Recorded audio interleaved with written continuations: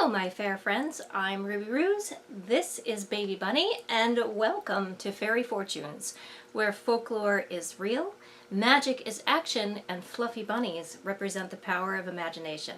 So be sure that you subscribe to our channel for all of our magical content. I was recently watching a video by Enchanted Dreamcatcher, and I will have her channel linked down below in the description box. And she had made this really comprehensive video on the pagan holiday of Litha, or the summer solstice. And I made a comment on her video confessing that I don't really celebrate the traditional Wheel of the Year pagan holidays. And it was within that conversation that I realized that I wasn't the only person kind of struggling with celebrating those holidays. In the conversation that I had regarding Enchanted Dreamcatcher's video is that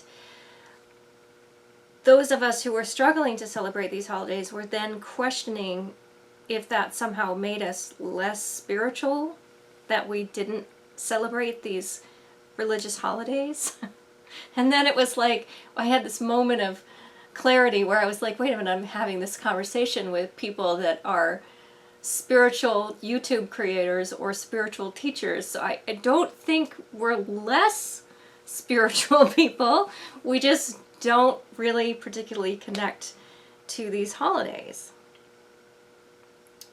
So that kind of got me to thinking about, well, I do celebrate things. There are many celebrations that I have. And when I thought about these celebrations that I had, I actually was thinking about how deeply spiritual these particular celebrations are. You'll have to forgive me, this video is being recorded right around the 4th of July weekend. So if you hear booming, that is fireworks going off. Yay! So I was thinking about, going back to now that I've been interrupted, so I was thinking about the celebrations that I actually did have, and how profound these celebrations really are to me in many different ways, and how spiritually resonant a great many of them are. And then I thought about, well, even the ones that aren't like where I'm intensely focusing on something, I'm definitely celebrating life and celebrating and marking the passage of time. And isn't that what we do when we celebrate? We're marking something. We're marking a time of growth and change that's personal to us. Celebrations are a time where I think about my life, and then I'm better able to direct my future of where I want to go and who I want to be. So my goal with this video is that if you're another spiritual person who's struggling to connect with the Wheel of the Year holidays, I'm hoping by sharing my personal celebrations with you, you'll be inspired to see the spirituality in your own celebrations. So the first holiday that I celebrate every year is actually Valentine's Day. Now, I don't celebrate it in a traditional sense. I really take it away from romantic love. The reason that this holiday is so special to me is when I was a little girl, my father belonged to this club. And every year on or around Valentine's Day, the club had a Father-Daughter's Day celebration. And so I got to leave school, which is a very big deal. And we had really horrible food and really boring, poor programming. But you know what? I loved it. I absolutely loved it. In fact, I loved it so much, even after I had moved away and was living on my own, I actually flew back so that I could attend this Father-Daughter's Day celebration with my dad for many, many years. So when I got older and I had my own child, I turned Valentine's Day into a mother-son event. And so every year my son and I go to medieval times. It's a tradition. We're still doing it even though my son is now an angsty teenager. And we have really amazing food and really entertaining programming. But the sentiment of this celebration is very much the same as it was with my father and I. It's a time to mark the bond between parent and child. We celebrate that very special kind of love on that day. There are some exceptions to the Wheel of the Year holiday, and one of my exceptions is I do really enjoy celebrating the spring equinox, which I've also been known to call Ostara and Easter. I just really enjoy, and I just really look forward to spring every year. One of my favorite flowers is actually the crocus, which is one of the very first flowers to come up in spring. And I'm sure you're shocked to hear that I'm a big fan of the rabbit motif that happens during the Easter and spring equinox and Ostara holidays. For me and spring, when I see the crocuses, I really think about new beginnings. When I see the rabbits, I think about the energy and the playfulness of this time of year in the spring. And I really enjoy doing the whole colored eggs. I do. And the eggs to me represent potential, and then the coloring of them is an act of possibility to me. And it just makes me happy. I just love it. So when I put together Easter baskets, and I have chocolate rabbits, and I have flowers and little trinkets and gifts, it just makes me feel like I'm sharing that energy of renewal with the people I love. And it's just a time to me which I think is very much worth celebrating. Continuing on with that spring theme is that another celebration that I found that I do very religiously is actually I celebrate spring break. I love spring break, and there's probably a darker reason for that.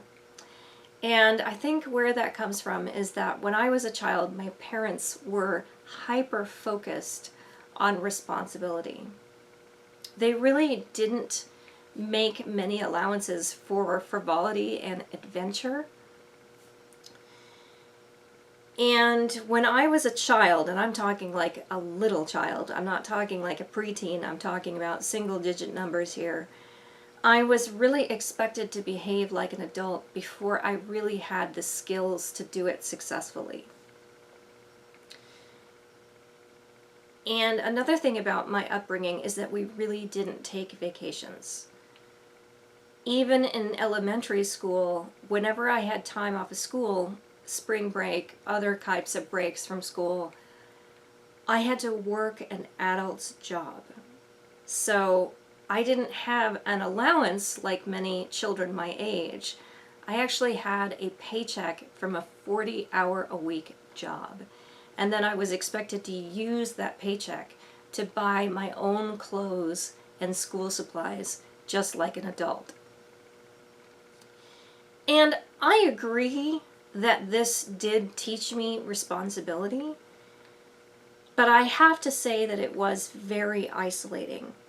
It was very difficult for me to relate to children my own age, and I wasn't really given a lot of time to explore. I didn't have relationships with children my own age. I was working, and I had relationships with coworkers that were significantly older than me. And when I look back on this, like I said, having to be an adult before I was really capable of handling those skills, I really feel like sometimes this adult way of life really contributed to my anxiety that I have now in my adult life. So because of that, I really had decided that I wanted a different path for my own child. I wanted to mark out some time to allow my child a chance to do that exploration, to have those adventures. And I very much wanted a time where I could release him from the pressures of all of this responsibility. So I made a point that every spring break we did some kind of adventure or journey. I thought that I was enriching his life. But I think I got as much out of it, or maybe even more than he did. Let's just get our rabbit right out of the room. Bunny Mom!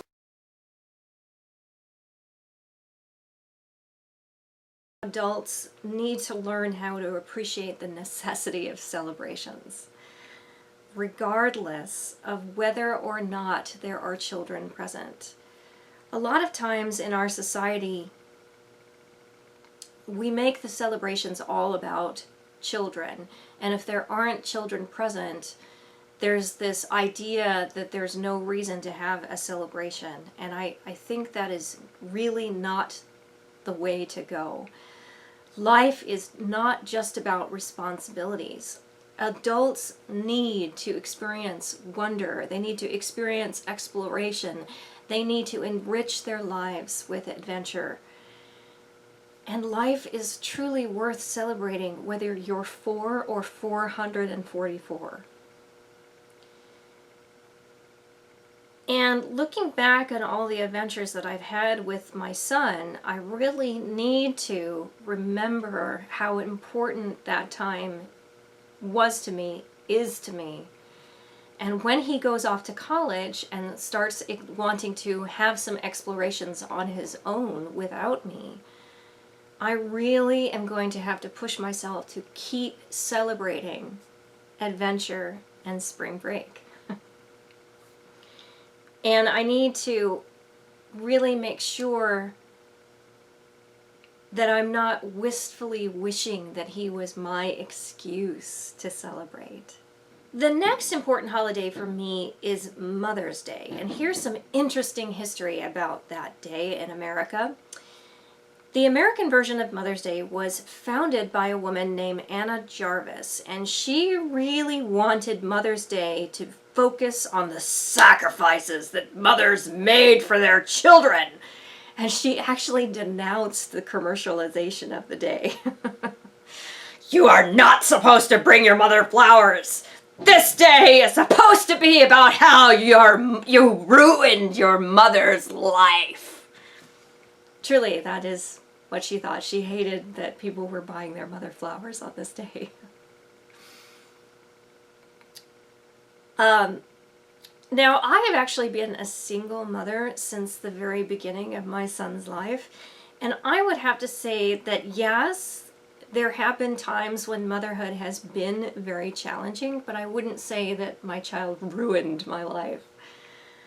I found actually that my son returned a lot of things to me that I had given up before he came into my life. One of the examples I have of this is actually I had stopped singing, and then when my son was born, I started singing to him. And then when he was about 2 or 3, he told me that I should sing for other people, and I did, and it just took off in a whole different direction.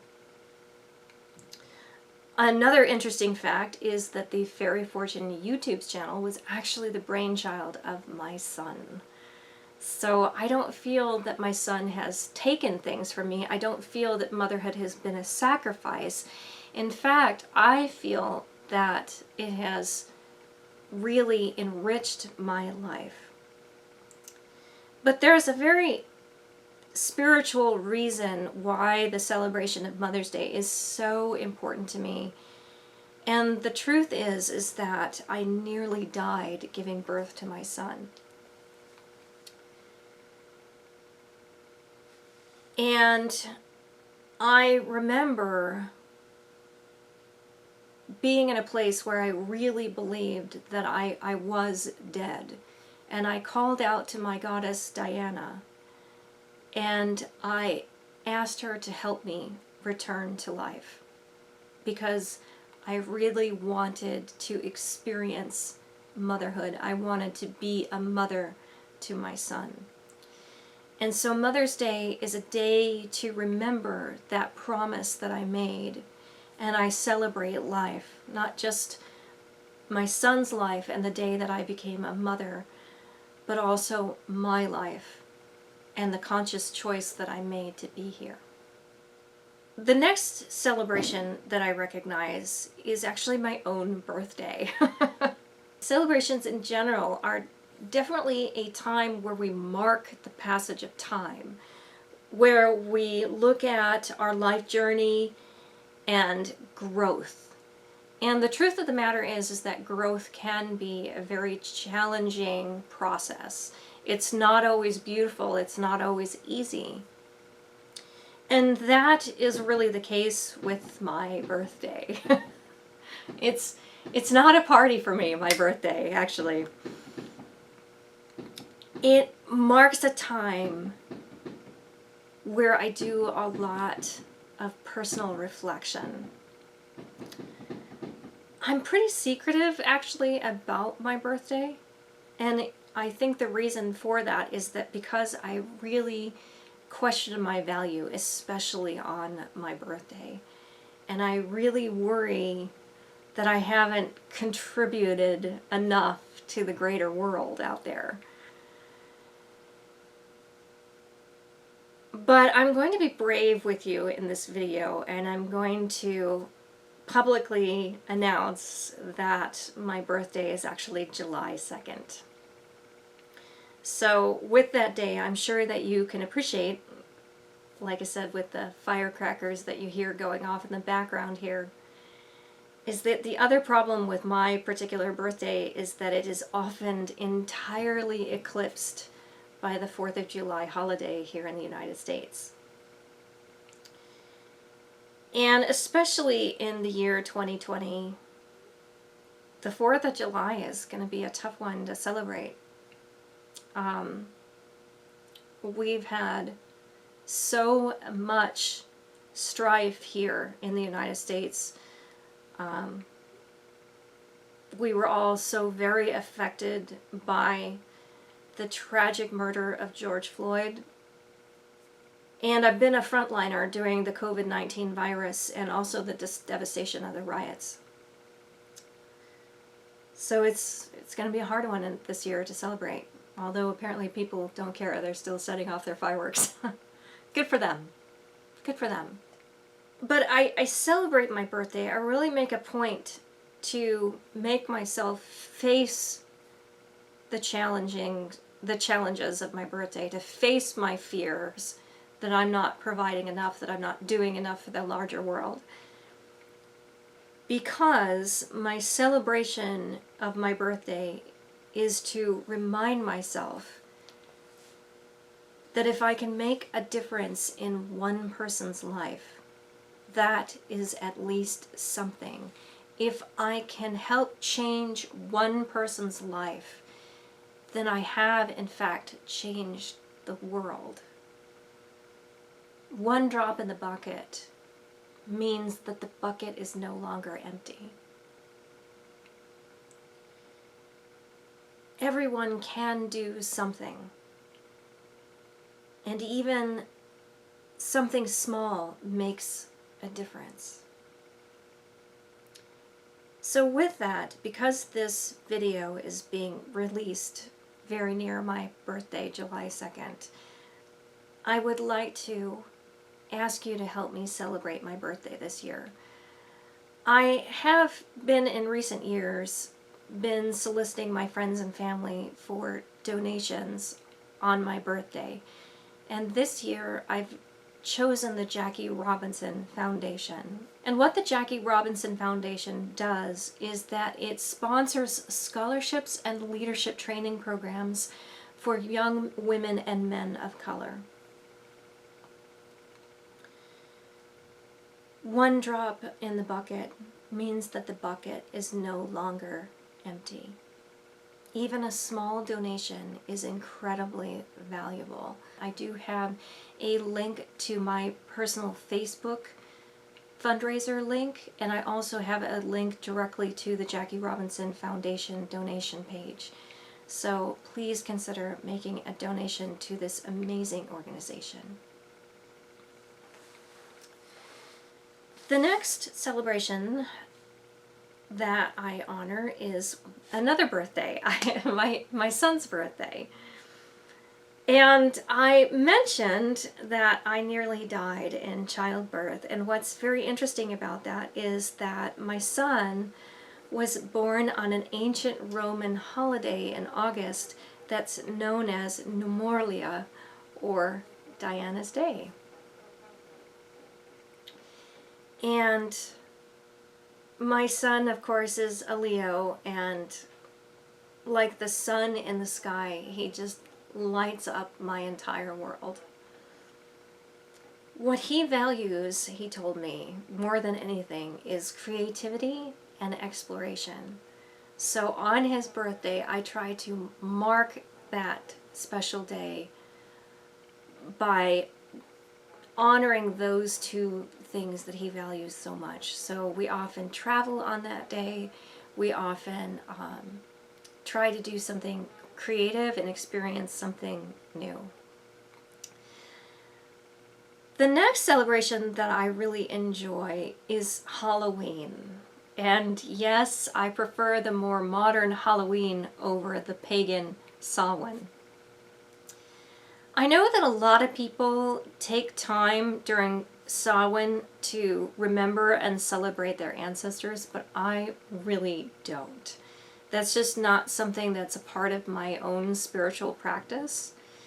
And like I said, I really prefer to call it Halloween over Samhain because this is an epic time in my household. I just love Halloween.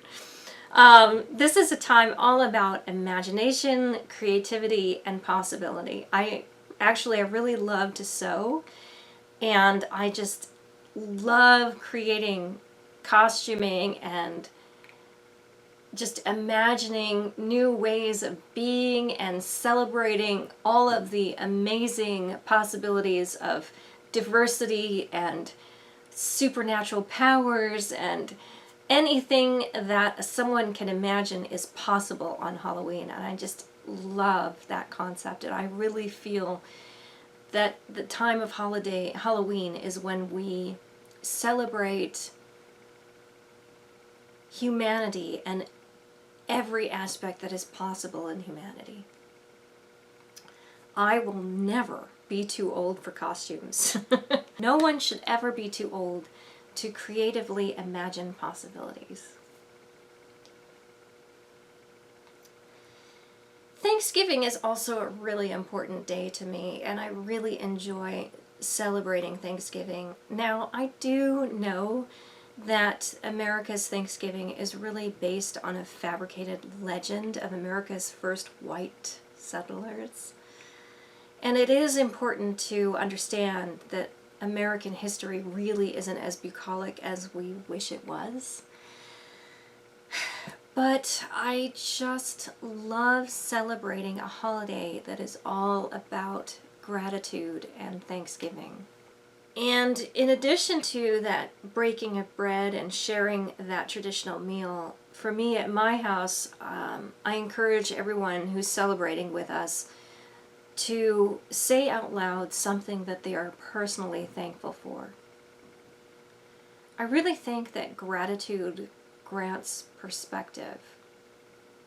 The act of giving thanks for what I have just fills me with hope and is just an amazing source of inspiration. I just feel like after that Thanksgiving holiday is that I am empowered to move forward in the world. Now, I mentioned that I do have a few exceptions to the Wheel of the Year holiday, and the second exception that I have is the celebration of Yule. I love the winter holidays. I just love them. I love them all. I love the lights. I love the decorations. I love the giving and receiving of gifts. There's what's not to love. I just love the winter holidays. Now, with all of the holidays that are celebrated around the winter solstice, which is of course the shortest day of the year and the longest night, I just have always really gravitated towards Yule over all of the other winter holidays. And I suspect that that might have something to do with my Scandinavian heritage. I have some evidence that my affinity towards Yule may be another example of a concept called genetic memory. I do have another story specifically about Yule and my son that I really think articulates this concept of genetic memory and makes a pretty strong case for it. So, Odin, if you don't know, is very connected to Yule, and there are many scholars who believe that Odin is one of the sources for our modern day Santa Claus. Now, my son's grandmother has over the years given me a large quantity of Santa Claus ornaments.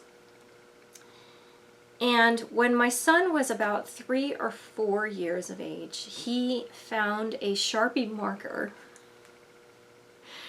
and he went around the house rooting out all of the Santa Claus ornaments that I had out on display, and he proceeded to fix them by blacking out one of their eyes. Now, I have raised my son pagan, but without devotions to a very specific deity, and I didn't really give him much information about any one particular god or goddess. And this was actually before the Avenger movie franchise had come out, and before Odin and Thor and those characters were pretty much household names. So what I'm trying to tell you is that when my son decided to fix these Odins for me, is that I hadn't really told him anything about Odin, and I certainly didn't tell him that Odin was a one-eyed god. So the question is, how did he know that? And regardless of the answer, it is that question that makes Yule such a particularly sacred holiday for me. And then my final celebration in my own year of celebrations is actually New Year's Eve. And my son and I have a very specific tradition, and this is one of those traditions that my son will put aside his technology and he adamantly participates in this holiday every year. And it's not really that crazy. All we do on New Year's Eve is that I make Hoppin' John, which, if you don't know, is a dish that is made with black-eyed peas.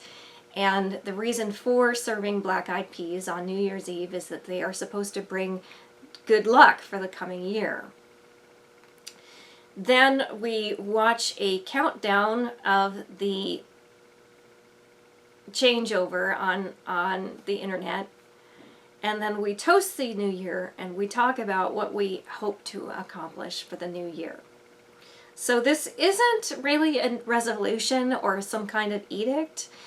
For me, this act of saying something that we hope we'll see in the next year, it's a very magical act that focuses more on who we would like to become and what we hope to accomplish and where we would like to go in the new year. So I just think that that's just a beautiful way to say goodbye to what we've been through and look forward into the future and what may come. So I do know that my own personal celebrations are very focused on my child, and I just want to point out that the reason for that is that for me personally, just my child happens to be my most significant relationship in my life. But I just want to reiterate that magic and the spiritual aspect of celebrations concern relationships just in general. I really don't think that celebrations should focus exclusively on children. And not just relationships with other people, but I think celebrations are also about your relationship with yourself as well. I really would love to know what is one of your favorite celebrations, and what are some of the ways that you celebrate that special day. Do you feel that it's spiritual? Do you feel it's completely mundane and it has no spiritual context at all? I really would like to know. I hope you'll make a comment down below. So like I said, I do hope that by me sharing that my own personal celebrations and admitting that I don't really celebrate the Wheel of the Year entirety. Actually, I do celebrate the Wheel of the Year, but it really takes, if I'm invited somewhere for a pagan holiday Wheel of the Year tradition, I love going. And it's not that I abhor the celebrations. I don't really celebrate them unless somebody makes me do them. So I do hope that my journey of celebrations really inspires you to consider your celebrations in a new context. And if you don't have any celebrations, I hope I've inspired you and encouraged you to celebrate and mark your journey through life, because life is worth celebrating. And with that, have a magical day.